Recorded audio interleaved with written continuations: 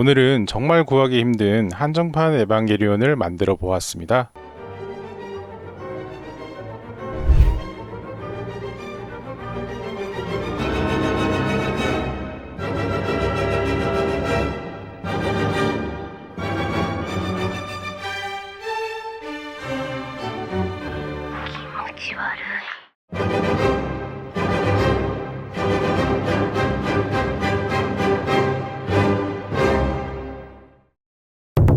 컴프라보 채널.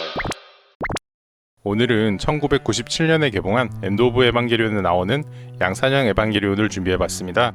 저번 시간에 제가 구판 에반게리온을 진행 중이라고 영상 끝부분에 넣었었는데요. 생각보다 많은 분들이 한정판 제품에 대해서 알고 계시더라고요. 사실 영상에는 하나만 나왔지만 실제로 이 레어 한정판은 2개를 구할 수가 있었습니다. 지금 구하기 힘든 이유는 24년 전에 생산한 이후에 재생산을 한 적이 없기 때문입니다. 재생산하지 않은 이유는 머리 부분이 고무로 되어 있는데요. 이 제품을 만들던 금형 공장에 불이 나는 바람에 지금은 생산이 안 된다고 합니다. 샤키엘도 같은 이유로 생산이 안 되고 있습니다. 저 같은 경우에는 에반게리온을 좋아하시는 분들께서 옛날에 만들고 보관 중이시던 거를 이렇게 선물로 보내주셨습니다. 이걸 제가 다시 리페인팅을 해서 이렇게 만들어 보았습니다. 우선 한정판과 기본판이 어떻게 다른지 비교해 보도록 하겠습니다. 바로 보이시는 이 박스아트도 다른데요. 한정판은 서드 임팩트의 느낌이 좀 더 살아있는 박스아트로 되어 있습니다. 바로 제품을 살펴볼게요. 우선 가장 큰 특징인 얼굴 부분이 고무로 되어 있다는 게 가장 큰 포인트입니다. 일반판 같은 경우에는 이렇게 플라스틱으로 머리가 만들어져 있고요. 헤드는 2종류가 들어가져 있어서 교체가 가능합니다. 일반판은 엔트리 플러그가 이렇게 작동되지 않고요. 한정판은 기믹이 들어가져 있는 걸 보실 수가 있습니다. 참고로 양산기에는 카오루의 더미 플러그가 들어갑니다. 가슴 파츠 같은 경우에는 이 고무의 목 부분이 갑옷으로 표현을 할 수 없었기 때문에 목 부분까지 덮어진 형태로 조금 더 크게 만들어진 갑옷 형태를 보실 수가 있고요. 그 다음에는 팔 부분의 차이가 있습니다. 기존 제품은 이렇게 움직이지 않는 플라스틱 사출물로 되어져 있고요. 대신 한정판 같은 경우에는 팔 부분이 고무로 되어 있어서 작동이 가능하고요. 별도의 3가지 부품으로 나누어져 있어서 도색이 쉽도록 되어 있습니다. 팔 부분의 조인트도 다른 걸 보실 수가 있습니다. 기존 제품은 폴리캡 방식으로 되어 있고요. 한정판은 볼 조인트로 되어 있어서 마감이 더 깔끔하고 고정력도 좋습니다. 다음은 허리 높이의 차이가 있습니다. 한정판은 허리가 조금 더 길게 되어 있습니다. 하반신 앞부분에 패널 라인이 파져 있는데 한정판은 반대로 패널 라인이 없더라고요. 일반판에는 아스카와 카지가 들어가져 있고요. 한정판에는 후유츠키와 킬 로렌츠가 들어가져 있습니다. 뒷모습은 이렇게 생겼습니다. 기존 판은 이렇게 큰 양날 대검이 들어가져 있습니다. 한정판에는 롱기누스 창이 들어가져 있는데 이 롱기누스 창의 퀄리티가 굉장히 좋습니다. 기존의 LMHG 에반게리온 2호기에도 롱기누스 창이 있지만 크기나 작동성, 전체적인 조형은 한정판의 퀄리티가 굉장히 높습니다. 마지막으로는 날개의 차이점이 있습니다. 겉보기로는 모양이 똑같기 때문에 뭐가 다른지 사실 구분하시기 힘드실 것 같아요. 자, 이렇게 한번 날개를 굽혀볼게요. 일반판은 거의 구부러지지가 않습니다. 조금 더 강하게 하면 아예 부러질 것 같아서 불안한 수준입니다. 반대로 한정판 날개를 이렇게 굽혀보면 반이 접힐 정도로 많이 굽혀집니다. 이 제품 자체가 특이한 점은 날개가 연질 파츠로 되어 있어서 박스아트에도 이렇게 날개를 변화할 수 있다고 되어 있습니다. 아마 열을 가하면 휘어진 상태에서 고정이 가능할 것 같습니다. 컴프라보 채널. 전체적인 도색은 명암 도색, 에나멜 워싱, 유광 마감, 에나멜 도색까지 해서 이 밋밋한 제품을 이렇게 바꿔줬습니다. 그리고 날개의 눈이 조금 과한 표현이 아닌가라고 생각하실 수가 있는데요. 이 부분은 실제로 에반게리온 극장판 서드 임팩트 장면에서 안티 에이티 필드가 생긴 이후에 나오는 부분으로 실제로 있는 장면입니다. 사실 이 부분은 제가 직접 그린 건 아니고요. 이렇게 데칼처럼 간단하게 할 수 있는 방법이 또 있습니다. 영상의 후반부까지 시청 부탁드리도록 하겠습니다. 이후에 윗부분에 유화 물감을 붓도색하여서 최종적으로 완성시켰습니다. 그리고 이번에 저를 굉장히 힘들게 했던 게 이 고무 파츠의 도색입니다. 고무 도색 자체는 사실 어렵지 않았는데요. 움직이면서 발생되는 크랙 때문에 문제가 좀 많았습니다. 컴프라보 채널. 바로 조립을 해보도록 할게요. 우선 날개 자체 길이가 23cm로 엄청 길고 전부 다 조립하면 50cm 정도 가까이 되기 때문에 장식장 보관 시에는 꼭 참고를 하셔야 될 것 같습니다. 팔 부분이 이렇게 플라스틱으로 되어 있어요. 다리 부품은 이렇게 구성되어 있고요. 머리가 이렇게 2개 들어간 걸 확인하실 수가 있습니다. 그리고 대검의 길이 또한 엄청납니다. 총 길이는 27cm 정도 되고요. 스티커는 이렇게 들어가져 있지만 도색이 필수인 제품입니다. 나머지 부분은 간단한 부분이니까 빨리빨리 넘어가도록 할게요. 우선 만들어본 소감은 최근에 제가 만들었던 반다이 MLHG 마크6와 각성 버전의 초호기와 다리 부분 같은 경우에는 구조가 거의 유사했던 것 같습니다. 팔도 이렇게 조립을 해줬고요. 몸통과 부속품을 다 연결하고 조립을 한번 해보도록 하겠습니다. 사실 머리 부분을 포함해서 전체적인 작동감은 그렇게 좋은 편이 아니라고 느껴지긴 합니다. 날개가 없는 상태에서는 포징이 조금 쉬운 편인데요. 날개가 워낙 크고 무겁다 보니까 날개 부착 후에는 포징이 조금 어려운 점 참고를 해주세요. 그리고 날개 부품을 장착하기 위해서는 등 부분에 있는 이 3가지 부품을 제거를 해주시고요. 날개를 순차적으로 꽂아주시면 쉽게 교체가 가능합니다.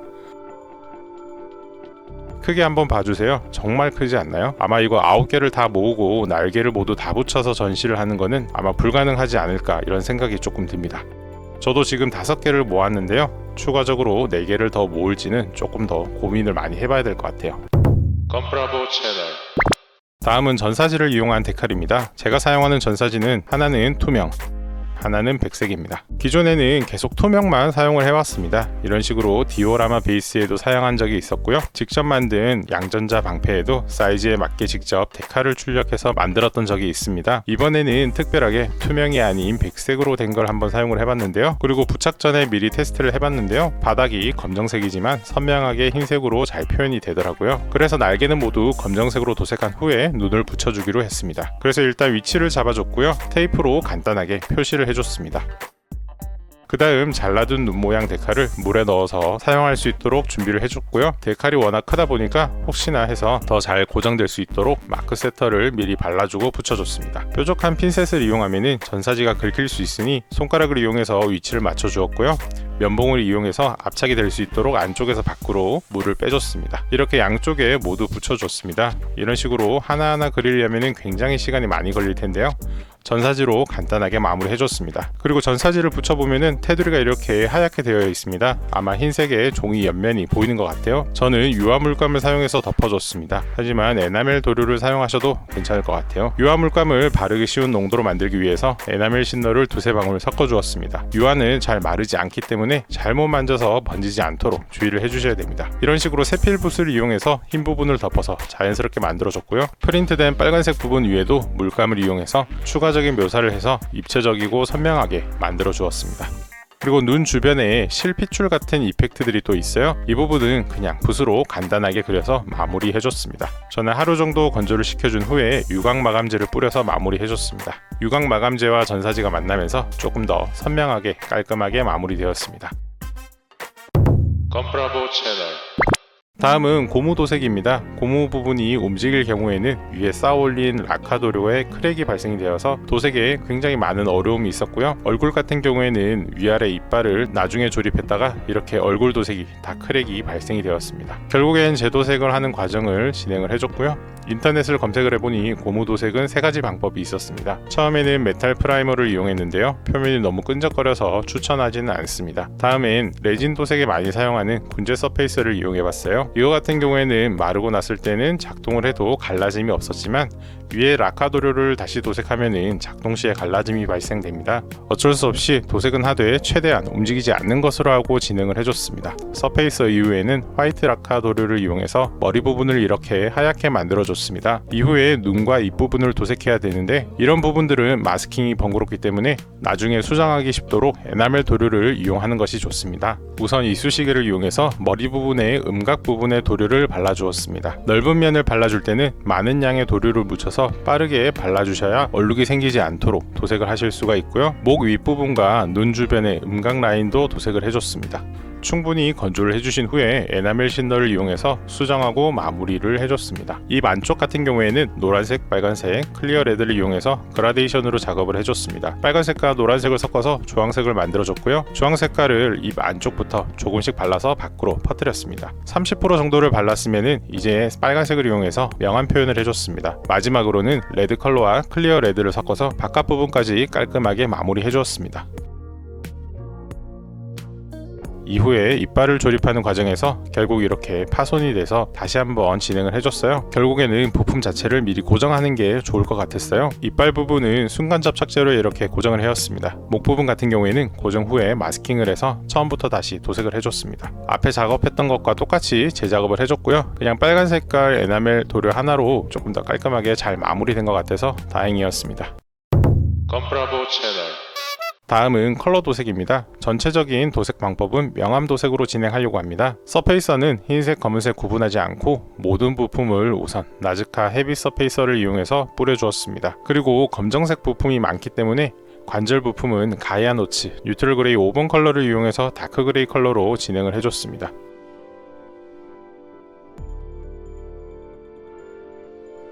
그리고 영상에 보이시는 것처럼 패널 라인이 안까지 쏙쏙 들어가는 게 보이실 거예요. 이 부분을 만들어주기 위해서 어떤 작업들을 했는지 보여드릴까 합니다. 우선 다리 부분에 패널 라인이 이렇게 있는데요. 저는 이 패널 라인이 아주 선명하게 보였으면 하는 계획이 있었습니다. 0.15mm 패널 라이너를 이용해서 기존의 패널 라인을 조금 더 선명하게 만들어주는 작업을 진행해줬습니다. 별도의 가이드 테이프 없이 그대로 선을 따라서 그어줬고요. 만약에 선을 벗어나서 표면이 긁힌다면 사포질을 해서 수정을 해주시면 됩니다.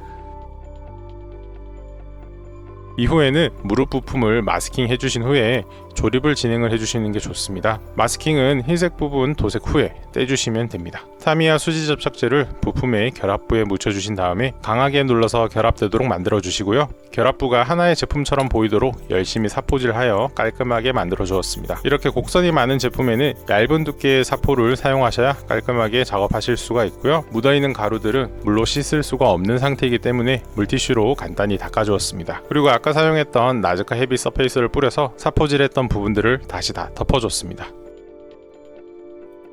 저 같은 경우에는 에반게리온을 모두 명암 도색을 진행해줬는데요. 워낙 곡선이 많은 느낌의 부품이 많다 보니까 부드러운 느낌을 주기 위해서 명암 도색을 해줬습니다. 이전에 작업했던 영옥이 노란색과 파란색도 모두 명암 도색을 진행해줬었고요. 이번에 만들 양산형 에반게리온도 흰색으로 명암 도색을 하도록 하겠습니다. 가이아 노츠 화이트 도료를 이용해서 명암 도색을 진행해줬고요. 특히 바깥으로 볼록하게 나온 부분들을 먼저 뿌려줬고요. 이후에는 패널 라인을 따라 도색을 해줬습니다. 마지막은 모서리 부분을 조금 더 하얗게 만들어 주시면 간단하게 명암 도색을 하실 수가 있습니다. 가슴 파츠도 똑같이 튀어나온 부분을 먼저 도색해 주시고 나머지 부분들은 자연스럽게 연결해 주시면 됩니다.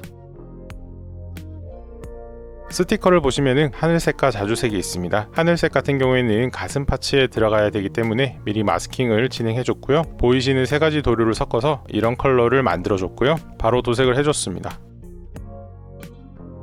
다음 두 번째 포인트 컬러는 자주색입니다. 양산기의 목 아랫부분에 들어가는 컬러인데요. 보이시는 세 가지 도료를 섞어서 자주색을 만들어 줬습니다. 약간 회색빛이 조금 나는 분홍색이라고 보시면 될 것 같아요. 이후에는 샤 레드 컬러를 조금 더 섞어서 목 부분의 명암 도색을 추가로 진행해 줬습니다.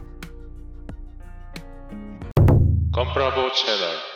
양산기에는 검은색 부분이 굉장히 많은데요. 도색할 부분이 굉장히 많고 번거롭습니다. 워낙 넓은 면적에 워싱을 진행해야 되는데요. 쉽게 닦을 수 있는 방법이 유광 클리어를 미리 뿌려주는 방법입니다. 워싱이 필요한 부분들을 미리 다 뿌려서 반짝반짝하게 코팅을 해줬습니다. 저 같은 경우에는 유광 도료를 뿌릴 때 표면이 촉촉하게 많이 뿌려주는 편입니다. 다리 부품 같은 경우에는 패널 라인이 잘 들어가기 위해서 뿌려줬습니다. 타미야 에나멜과 에나멜 신너를 1:1 비율로 섞어서 에어브러쉬로 뿌리기 좋게 만들어줬습니다.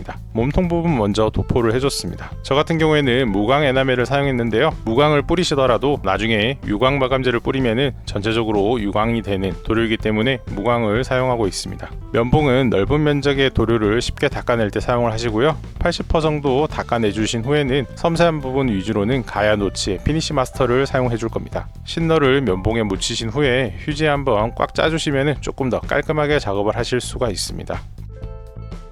이렇게 넓은 면적은 면봉으로 다 닦아내 주었고요.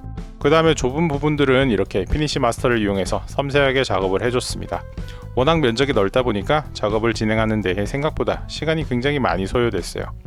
이렇게 해서 전체적으로 다 마무리를 해주시면은 예쁘게 결과물이 나온 걸 보실 수가 있습니다. 앞에 다리 부품도 유광을 뿌려줬잖아요. 다리에는 패널라인 악센트를 이용해서 먹선을 넣어줄 겁니다. 유광 마감을 했기 때문에 먹선이 들어가는 속도도 굉장히 빠르고 라인도 굉장히 선명하게 된 걸 보실 수가 있습니다. 그리고 저는 만년필 끝부분을 이용해서 도포하는 게 조금 더 섬세하게 사용이 쉬웠기 때문에 이걸 사용을 했고요. 패널라인 악센트에 달려있는 붓으로도 작업을 해주시면 되고요. 나중에 튀어나온 부분들은 에나멜 신너로 깔끔하게 마무리하실 수가 있습니다. 다음은 날개 도색입니다. 날개도 똑같이 명암 도색을 진행해 줄 거고요. 사용한 서페이서와 흰색 도료, 다크 그레이는 모두 다 동일한 재료입니다. 나즈카 헤비 서페이서를 뿌려주고 건조를 시켜줬습니다. 다음은 세미글로스 화이트를 이용해서 안쪽 부분부터 바깥으로 명암을 표현해 줬습니다. 패널 라인 속에 검은 라인이 잘 보일 수 있도록 패널 라인 쪽도 하얗게 만들어 줬고요. 그 다음은 모서리 부분을 하얗게 뿌려서 전체적인 명암의 강함과 약함을 표현해 주었습니다. 이렇게 면적이 넓은 경우에는 모서리 부분이 몇 군데 없기 때문에 안쪽에서 바깥으로 갈수록 흰색의 양을 조금 줄여주시면 됩니다. 그리고 날개의 라인을 따라서 자연스럽게 그라데이션이 되도록 에어브러쉬의 방향도 잡아주었습니다. 날개의 끝부분을 다시 밝게 만들어서 명암의 강함과 약함이 반복되도록 표현해 주었습니다. 뉴트럴 그레이 5번 컬러를 이용해서 어둡게 만들어줬고요. 이후에는 퓨어 블랙을 이용해서 끝부분을 조금 더 어둡게 만들어서 마무리해 주었습니다. 어차피 안쪽은 데칼을 또 붙일 거기 때문에 굳이 명암 표현을 하지 않았습니다. 컴프라보 채널. 마지막은 조립입니다. 워싱까지 완료된 제품들을 모두 클리어 도료를 뿌려 주었습니다. 클리어 이후에는 모든 제품을 조립해 줬고요. 팔, 다리 모두 조립해 줬고 얼굴에 이빨을 꽂아 넣는 과정에서 잘 안 들어가길래 얼굴을 무리하게 벌렸더니 이렇게 다 뜯어졌습니다. 마지막에 이렇게 되는 바람에 업로드가 하루 이틀 정도 더 걸리고 말았습니다. 제 작업에서 마저 조립을 해줬고요. 이쁘게 완성되었습니다. 마지막 디테일업은 롱기누스 창의 도색입니다. 기존의 엔드 오브 에반게리온은 이 어두운 회색으로 표현이 되어 있는데요. 리볼텍 피규어에는 보라색으로 되어 있습니다. 이번에는 보라색으로 도색을 해줬습니다. 우선 서페이서는 뿌려놨고요. 바이올렛 실버를 이용해서 1차적으로 도색을 해줬습니다. 다음은 모모델링에서 나온 퍼플 클리어 도료를 이용해서 전체적으로 3번 정도 뿌려서 간단하게 오버코팅을 해줬습니다. 마지막으로는 블랙 클리어 도료를 이용해서 그라데이션을 한번 표현해 줄 겁니다. 창이 너무 길기 때문에 하나의 색으로는 단순해 보일 수 있기 때문에 끝부분과 가운데 부분에 블랙 클리어를 도포해줘서 시작부와 끝부분은 어둡게 만들어줬고요. 중간 부분은 보라색을 살려서 도색을 해주었습니다. 이렇게 하시면은 디테일업까지 완료가 됐고요. 추가로 여러가지 엔드 오브 에반게리온의 장면을 패러디해서 촬영을 해봤습니다. 재밌게 봐주시고요. 오늘도 긴 영상 끝까지 봐주셔서 정말 감사합니다. 이상 건프라보였습니다. 감사합니다.